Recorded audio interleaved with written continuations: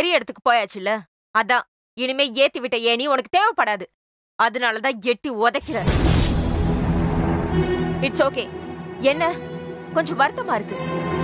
மத்தவங்க சொல்லிருந்தா தெரிஞ்சிருக்காது. நீயே சொல்லும்போது ரொம்ப வருத்தமா இருக்கு. வாடி போலாம். இனிமே நமக்கு இங்க என்ன வேலை? அக்கா ஒரு நிமிஷம். சாரி மேடம், உங்க நேரத்தை ரொம்ப வீண் பண்ணிட்டேன், மன்னிச்சுக்கோங்க.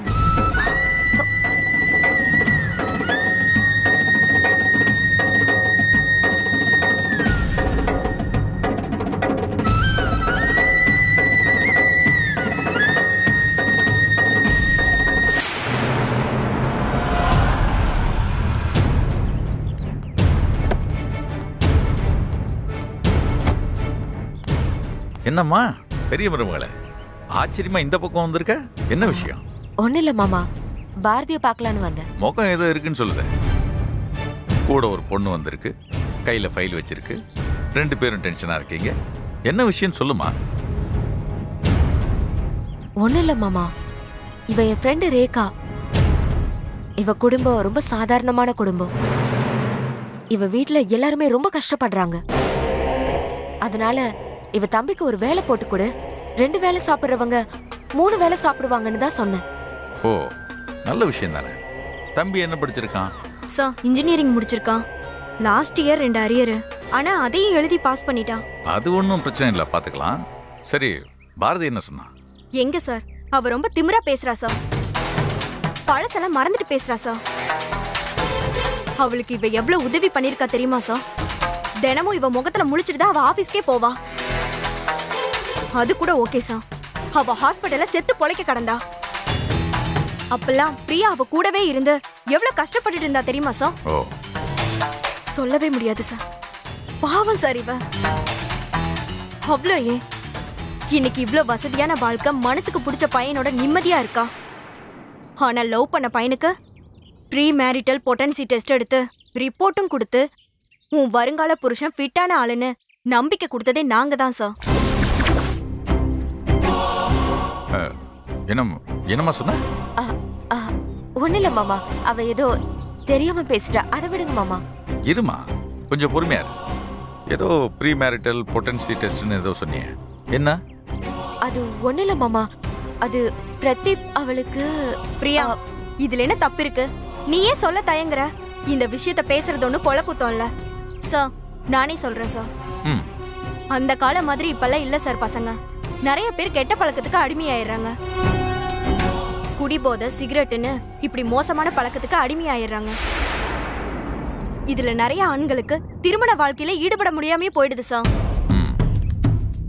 அதுக்காக இப்ப கல்யாணத்துக்கு முன்னாடியே திருமண தகுதி பரிசோதனை பண்ணி சர்டிபிகேட் வாங்குறாங்க சார். இது ஒண்ணு ரகசியம் இல்ல சார். மதுரை ஹைகோர்ட்ல இந்த மருத்துவ பரிசோதனையை கட்டாயமாக்கணும்னு பேச்சுவார்த்தையை நடத்திருக்காங்க சார். இப்ப எல்லாருமே சகஜமா பண்றதுதான் சார். மேட்ரிமோனி வெப்சைட்ல கூட இந்த டெஸ்ட் எல்லாம் பண்ணணும்னு சொல்றாங்க சார். மாமா, பாரதி எதுவும் சொல்லல. ஒரு தடவை பிரதீப் கூட பிளட் டொனேட் பண்றதுக்காக ஹாஸ்பிட்டல் வந்திருந்தா. அப்போ நான் தான் ரேகா கிட்ட சொல்லி இந்த டெஸ்ட் எடுக்க சொல்லியிருந்தேன். அவளோட நல்லதுக்காக தான் செஞ்சேன். ஆனா இந்த விஷயம் தெரிஞ்ச உடனே பாரதி ரொம்ப டென்ஷன் ஆகி எங்க 2 பேரையும் கண்டுபடி திட்டா. இதை யார்கிட்டயும் சொல்ல வேண்டாம்னு சொல்லியிருக்கா. என்னம்மா இது? என்கிட்ட தானே சொல்லியிருக்க. இது ஒரு பெரிய விஷயமே கிடையாது. அந்த காலத்துலலாம் நாங்க எங்க வீரத்தை நிரூபிக்க காளை அடக்குவோம். இப்போ இந்த மாதிரி டெஸ்ட் எல்லாம் எடுத்து பாக்குறீங்க. நாகரிகம் மாறதுக்கு தகுந்த மாதிரி நாமளும் மாறிக்கணும், அவ்வளவுதான். சரி, அதை விடுமா. நீங்க ஏதோ உதவி கேட்டு வந்திருக்கீங்க, நான் இது ஏதோ பேசிட்டு இருக்கேன். சரிம்மா, தம்பிக்கு வேலை கன்ஃபார்ம். நாளைக்கு ஆஃபீஸில் வந்து பார்க்க சொல்லு. எப்போ ஜாயின் பண்ணணும் என்னன்றதெல்லாம் நான் சொல்கிறேன். அந்த டெஸ்ட் எடுத்த சர்டிஃபிகேட்லாம் உன்கிட்ட தானேம்மா இருக்கு? மாமா, அது ஏதோ தெரியாதனமா பண்ணது. எதுக்கு அதை இப்ப போய் கேட்டுக்கிட்டு? ஐயய்ய, நான் எந்த தப்பான எண்ணத்துலையும் கேட்கலாமா. பிரதீப்பும் பாரதியும் சந்தோஷமா இருக்கணும், அது மட்டும்தான் என்னோட ஆசை. நாளைக்கே என்னைக்காவது ஒரு நாள் சர்டிஃபிகேட் அவங்க கையில் கிடச்சி அவங்களுக்குள்ள சண்டை சச்சரவுன்னு வந்துடக்கூடாதுல்ல, அதுக்காக தான் கேட்குறேன்.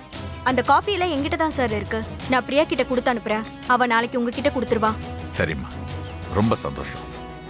என்னை பொறுத்த வரைக்கும் எல்லாரும் சந்தோஷமா எப்பவும் சிரிச்சுக்கிட்டே இருக்கணும், அவ்வளவுதான். சரிங்கம்மா, நீங்க கிளம்புங்க. சரிங்க மாமா, தேங்க்ஸ்.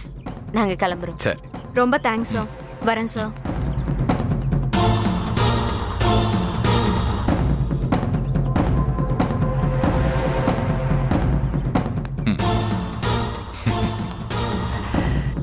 சீட்டாட்டத்துல துருப்பு சீட்டு உன்கிட்ட மாட்டிக்கிச்சே நான் வருத்தப்பட்டு இருந்தேன்.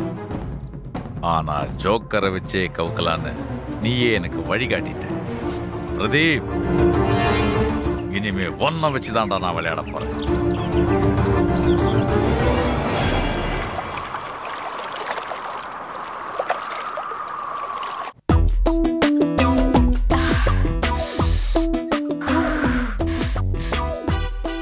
எப்பா எப்பப்பா, என்ன சில்லு என்ன கூலு.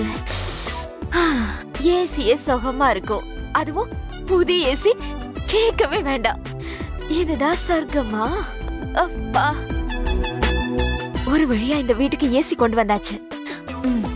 இன்னும் இந்த கட்ல ஒரு கிங் சைஸ் கட்லா மாத்தி பிரமாதமா ஒரு மெத்தைய போட்டு கொஞ்சம் பெயிண்டிங்ஸ்லாம் மாட்டிட்டோம்னா இந்த ரூம் பாரதி பெட்ரூமை விட பிரமாதமா மாறிடும்.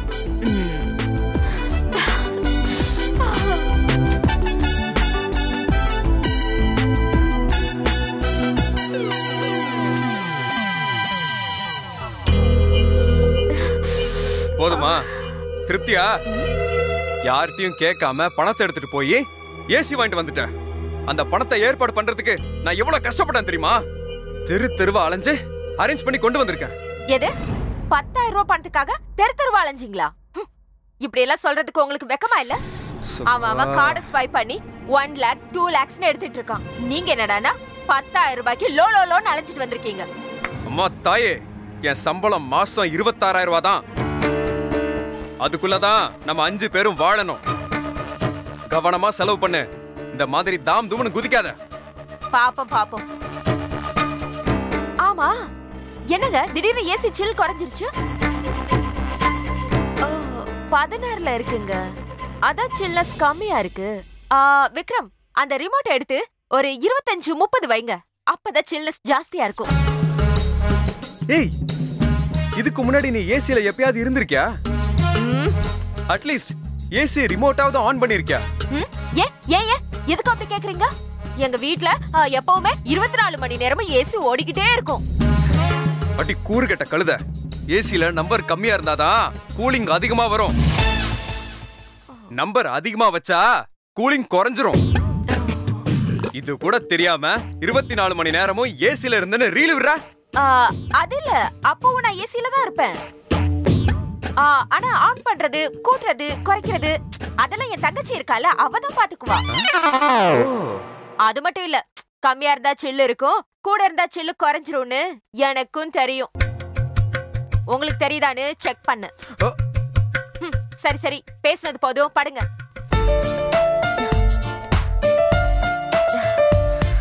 இப்பயாச்சும் ஒத்துக்கிட்டாலே. இந்த நல்ல விஷயம் நடக்கிறதுக்கு 10,000 ரூபாய் செலவு பண்ண வேண்டியதாயிடுச்சு. பரவாயில்ல.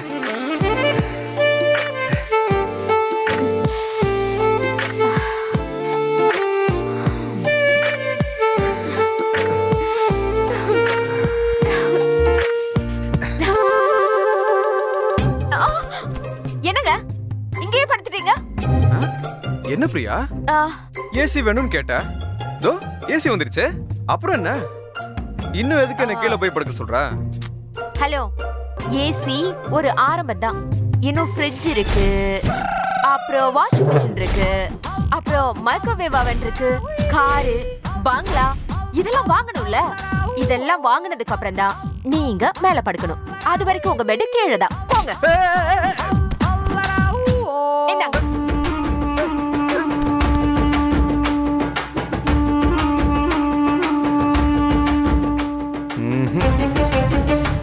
இந்த ஜென்மம் மட்டும் இல்ல, எந்த ஜென்மத்திலே என்னால பெட்ல படுக்க முடியாது போல இருக்கே.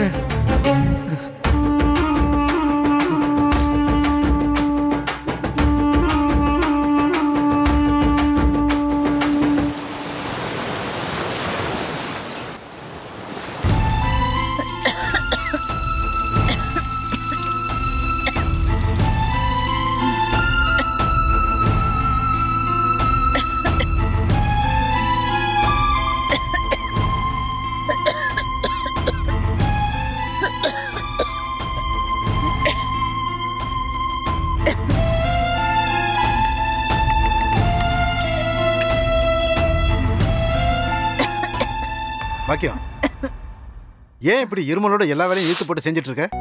கொஞ்ச நேரம் ரெஸ்ட் எடுக்க வேண்டியதானே? பையன் ஆபீஸ்க்கு கிளம்பிடுவாங்க, சாப்பாட்டுக்குன்னு வந்து நிப்பான். என்னங்க பண்றது? ஒரு நாள் 2 நாள் கடையில் தான் சாப்பிட்டுமே. கடையில சாப்பிட்டா அவனுக்கு ஒத்துக்காதுங்க. அதுவும் 200 ரூபாய் செலவாகும். 2 நாளைக்கு சாப்பிட்டா 400 ரூபாய் செலவு. இன்னைக்கு இருக்கிற நிலைமைக்கு இதெல்லாம் சரிப்பட்டு வருமா? அதெல்லாம் வேணாங்க. அதுக்காக இப்படி அடுப்படியில் நின்று உடம்பு கெடுத்துப்பியா? முடியாம படுத்துக்கிட்டா என்ன பண்றது அப்புறம்? அதெல்லாம் ஒண்ணு ஆகாதுங்க. நீங்க முதல்ல போங்க. அம்மா டிஃபன் ரெடியா? இந்த ரெடி ஆயிடுச்சுப்பா. ஏன்பா உன் பொண்டாட்டி என்ன பண்ணுது? காலையில கொஞ்ச நேரம் வந்து ஹெல்ப் பண்ண வேண்டாப்பா? எல்லா நாளும் கூட வேண்டாப்பா? உங்க அம்மா உடம்பு முடியாம இருக்கா, இந்த நேரத்துல உதவியா இருக்கலாம்ல? என்னப்பா நீ?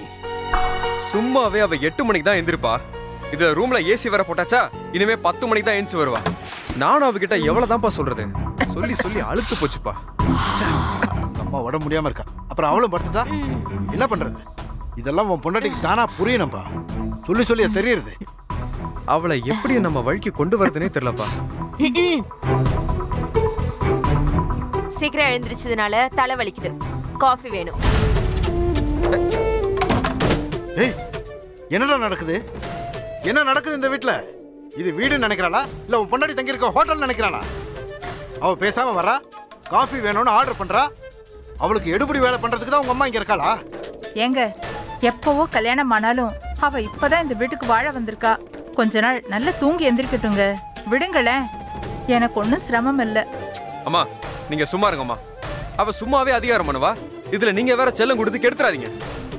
அப்பா நான் அவளை கண்டிச்சு வைக்கிறேன்ப்பா, நீங்க எதுவும் கவலைப்படாதீங்க. என்ன கண்டிக்க போறீங்க விக்ரம்? என்ன கண்டிக்க போறீங்க?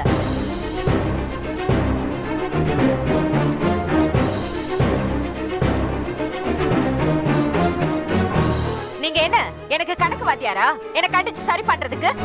நீங்க கண்டிக்கிற அளவுக்கு அப்படி நான் என்ன கேவலமா நடந்துட்டு இருக்கேன்? ஏன் மாமா, இப்பதான் நாங்க சேர்ந்து வாழ ஆரம்பிச்சிருக்கோம், அது உங்களுக்கு பொறுக்கலையா? அதுக்குள்ள பிரிக்கிறதுக்கு வேலை பார்த்துட்டு இருக்கீங்க. ஏய், அப்பா கிட்ட மரியாதையா பேசு. விக்ரம், உங்க அப்பா அவர் பொண்டாட்டிய சொகுசா வச்சுக்கணும்னு நினைக்கிறாரு. அது புரியாம நீங்க உங்க பொண்டாட்டிட்ட சண்டைக்கு வந்துட்டு இருக்கீங்க. ஏய் பிரியா, அப்பா இப்ப என்ன தப்பா பேசாரு? அம்மாக்கு இன்னைக்கு உடம்புக்கு முடியல, இருமிக்கிட்டே இருக்காங்க, பனி வேற ஜாஸ்தியா இருக்கு. இந்த சமயத்துல காலையில நேரமா எந்திரிச்சு வேலை பார்த்தா அம்மா உடம்பு தாங்குமா? அதான் ஒரு மருமகளா நீ கொஞ்சம் ஹெல்ப் பண்ணா என்னன்னு கேட்டாரு. இதுல என்ன தப்பு இருக்கு? உங்க வீட்டுல நீ வேலை பார்த்தது இல்லையா? ஏய், நீயும் மிடில் கிளாஸ் பொண்ணு தானே, மகாராணி ஒண்ணும் இல்லையே. இருங்க இருங்க இருங்க, ஏன் டென்ஷன் ஆகுறீங்க? வீட்டு வேலை தானே, தாராளமா பார்க்கலாம். நான் பொண்ணு, வீட்டு வேலை தான் பார்க்கணும், அது ஒண்ணும் பிரச்சனை இல்ல. ஆனா வீட்டு வேலை பார்க்கிறதுக்கு இது முதல்ல வீடா இருக்கா? இன்னைக்கு குடிசை வீட்ல கூட வாஷிங் மெஷின் இருக்கு, front load top load fully automatic with dryer ஃபெசிலிட்டின்னு எல்லா லேட்டஸ்ட் வாஷிங் மெஷினும் இன்னைக்கு குடிசை வீட்ல கூட இருக்கு. இந்த வீட்ல ஒரு பழைய வாஷிங் மெஷினாவது இருக்கா? இடுப்பு வலிக்க குத்த வச்சு கையிலேயே துவைக்கிறதுக்கு நான் என்ன இந்த வீட்ல வேலை செய்யறோம் பண்டா? சரி, வாஷிங் மெஷினை விடுங்க, ஒரு ஃப்ரிட்ஜ் கேவலம் 10,000 ரூபாய்க்கு கூட ஃப்ரிட்ஜ் கிடைக்குது. அவ கார்ல பைக்ல கூட ஃப்ரிட்ஜ் வச்சிட்டு சுத்திட்டு இருக்கான். நீங்க வீட்டுக்கு ஃப்ரிட்ஜ் இல்லாம இருக்கீங்க. ஒவ்வொரு நேரமும் போய் காய் வாங்கிட்டு வரணும், ஒவ்வொரு நேரமும் சமைக்கணும். நான் என்ன பொண்ணா இல்ல இந்த வீட்டுக்கு சமைக்க வந்தவளா? யாரும் ஓசில கொடுத்தாங்களோ என்னவோ, உங்க வீட்ல ஒரே ஒரு மிக்ஸி இருக்கு, அதோட கண்டிஷன் என்னன்னு தெரியுமா உங்களுக்கு? அதை தொட்டா ஷாக் அடிக்கும். ஆமாவா இல்லையான்னு உங்க அம்மா கிட்ட கேட்டு பாருங்க. அவங்க ஏதோ பழக்க தோஷத்துல துணிய கிணிய கையில வச்சு அரைச்சு அட்ஜஸ்ட் பண்ணிட்டு இருக்காங்க. நான் ஏதாவது தப்பா தொட்டு ஷாக் அடிச்சு என்ன சாக சொல்றீங்களா? முதல்ல fridge, washing machine, mixie, grinder, microwave அவன், வேக்யூம் கிளீனர் இதெல்லாம் வாங்கி இந்த வீட்டை முதல்ல வீடாக்குங்க. அதுக்கப்புறம் என்ன சமைக்க சொல்லலாம். ஒரு ஏசி வாங்கினதையே பெரிய விஷயமா நினைச்சு ஒண்ணு பொறுமைட்டு இருக்க வேண்டாம். கண்டிக்கிறாரா பெருசா வந்துட்டாரு. மாமா காலை முழுக்க 4000 ரூபாய் 5000 ரூபாய் சம்பளத்துக்கு நீங்க டிரைவர் வேலை பார்த்துட்டு இருந்ததுனாலதான் இந்த குடும்பத்துக்கு இந்த கதி. முதல்ல அதை நினைச்சு வெக்கப்படுங்க. இப்படி சின்ன சிறுசுங்களை பிரிக்கிற வேலை பார்க்காதீங்க. ஏய் பிரியா, மா பிறந்த நாள் கிஃப்டா கொண்டு வந்து கொடுன்னு இந்த பிசாசு வேணும்னு நீங்க தானே ஆசைப்பட்டீங்க. நீங்களே அனுபவிங்க. நான் கிளம்புறேன். டேய் விக்ரம், சாப்பிட்டுட்டு போடா. எனக்கு வேண்டாம். சாப்பாடு ஏதோ எடுத்துட்டு போடா. எனக்கு வேண்டான்னு சொல்றேன்ல.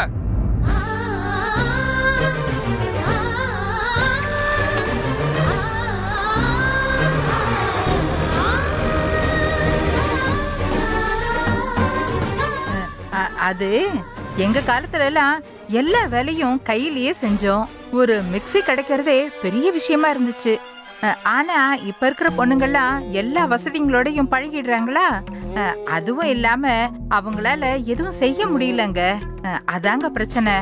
மத்தபடி நம்ம மருமக பிரியா தங்குங்க. சும்மா சப்போர்ட் பண்ணி பேசிக்கிட்டு.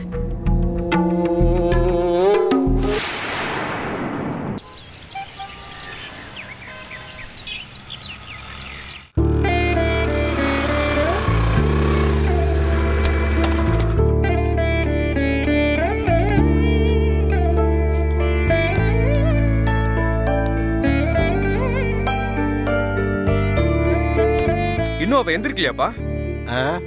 மேடம் இன்னும் தூங்கிட்டு இருக்காங்கப்பா. சரியான தூங்கு மூச்சு. 24 மணி நேரமும் ஏசி ஓடிக்கிட்டு இருக்கு. கரண்ட் பில்லு 4000 5000 வரப்போகுது. அது எப்படி கட்ட போறோன்னு தெரியல. தலை எழுத்து. வட்டிக்கு வாங்கி கட்டுவான். அம்மா எல்லா காய்கறியும் வாங்கிட்டு வந்துட்டேன். என்ன குழம்பு வைக்க போறீங்கன்னு சொல்லுங்க, நானே காய்கறி கட் பண்ணி தரேன். அவசரப்பட்டு தப்பான ஒருத்தைய கல்யாணம் பண்ணிட்டேன். அதுக்கு பரிகாரமா நானே உனக்கு எல்லா வேலையும் செய்யறேன். டேய், உனக்கு எதுக்கட தேவையில்லாத இந்த வேலையெல்லாம் நீ வச்சுட்டு ஆபீஸ்க்கு கிளம்பு, நான் பாத்துக்கிறேன். இல்லம்மா, உங்களை இப்படி சிரமப்பட விட்டுட்டு என்னால வேடிக்கை பார்த்துட்டு இருக்க முடியாது. விடுங்க, நானே காய்கறி கட் பண்ணி தரேன். பொண்டாட்டிய சரி பண்ணி வீட்டு வேலையெல்லாம் செய்ய வைக்க தெரியல. இவர் செய்யறாரா? நல்ல புருஷன்டா நீ. அப்பா, தப்பா இருந்தா சரி பண்ணிக்கிற மாதிரி மாடல்ல உள்ள பொண்ணுங்களை உங்க காலத்துல தான் மேனுஃபேக்சரிங் பண்ணாங்க. ஆனா இப்ப எல்லாம் ரொம்ப க்ளோஸ்டா மோல்டிங்கா தான் பொண்ணுங்களை மேனுஃபேக்சரிங் பண்றாங்க. தப்பா இருந்தா சரி பண்ண முடியாது. ஒண்ணு அட்ஜஸ்ட் பண்ணி போனோம், இல்லனா தூக்கி எறிஞ்சிடணும். இப்போதைக்கு நான் அட்ஜஸ்ட் பண்ணி போற விஷயத்தை தான் ட்ரை பண்ணிட்டு இருக்கேன். டேய், என்னடா இது நல்ல நல்லதுமா தூக்கி எறிற அப்படி இப்படின்னு பேசிக்கிட்டு? பேசாம இரு, அவளா சரியாயிடுவா. எப்ப சரியாக? யாழினி, போன் அடிக்குதுல, எடுத்துட்டு வா. நானே காலேஜ் கிளம்புற டென்ஷன்ல இருக்கேன். எல்லாரும் எதைய வேலை வாங்குங்க. ஹலோ. ஹலோ மாமா. என்ன மாமா, என்ன பண்ணிட்டு இருக்கீங்க? உன் புண்ணியத்துல காய்கறி நறுக்கிட்டு இருக்க நர்மதா. ஏன் மாமா, அக்கா இல்லையா? யாரு? உங்க அக்கா தானே. அவ இதெல்லாம் பண்ணிட்டு தான் மறு வேலை பாப்பா. ஏன் மாமா, அக்கா என்ன பண்றா? உங்க அக்கா காலையில வரைக்கும் ஏசிய ஓட விட்டு ஜம்முன்னு தூங்கிட்டு இருக்கா. பரவாயில்லையே மாமா, அக்கா வந்ததும் ஏசி எல்லாம் வாங்கி போட்டு அசத்துறீங்க. ஏசி நான் வாங்கி போட்டேனா? அவ்வளவு பொறுமையா இருக்கிறவளா உங்க அக்கா? வாடகை கொடுக்க வச்சிருந்த பணத்தை எடுத்து இன்ஸ்டால்மெண்ட்ல ஏசி வாங்கிட்டு வந்துட்டா.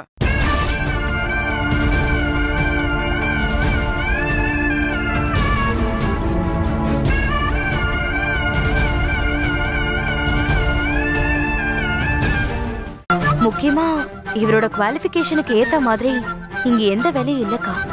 அதனால ஓகே பாரதி, நீ இழுக்கும் போதே எனக்கு தெரியுது